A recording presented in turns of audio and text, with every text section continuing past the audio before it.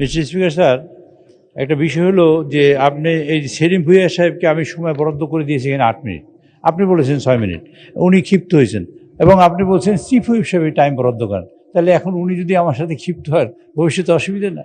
কাজে আমি আমি আমি যে সময় বরাদ্দ করি আপনি সেই সময় দিয়েন তাকে, আর সময় বাড়াতে পারবেন না সেটাও তাকে বলে দিয়েন।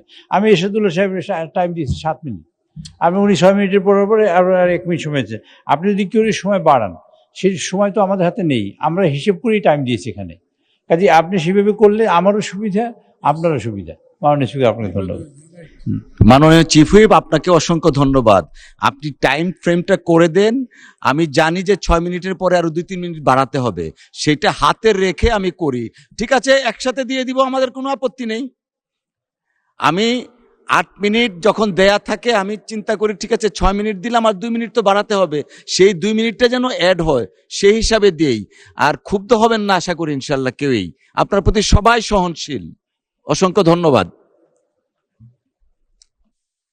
আরো কিছু বলবেন?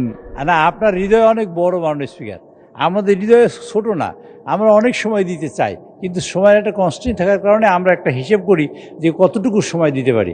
আপনি যদি মাননীয় সদস্যদের খুব বেশি অনুরোধ না করেন বা আপনি বলে দিন যে এইটাই আপনার সময়, এখানেই আপনি শেষ করবেন, তাতে আমার জন্য সুবিধা হয়। এই পরিমাণই সময় আমরা দিতে পারি, তারপর আর দিতে পারি না। অনেক সময় অনেক অনুরোধের কারণে অনেক সময় আঙুল জায়গায় বলি 1 মিনিট 2 মিনিট, সেটা অনেক নানান কারণে মিলেই বলতে হয়। আপনি মাননীয় স্পিকার এই সময়ের মধ্যে থাকলে আমার জন্য সুবিধা। থ্যাংক ইউ ভেরি মাচ মাননীয় স্পিকার। মাননীয় চিফ হুইপ, অসংখ্য ধন্যবাদ। সো মাননীয় সদস্যবর্গ, আমরা যেটা চেয়েছিলাম সেরকমই হয়েছে। এখন যে সময় দেয়া হবে দয়া করে সেই সময়ের মধ্যে নির্ধারিত থাকবো আমরা। আর যে টাইমটা চিফ হুইপ এবং ট্রেজারি এবং বিরোধী দলের, আমরা সেই টাইমটা এক্সপ্রেস করব।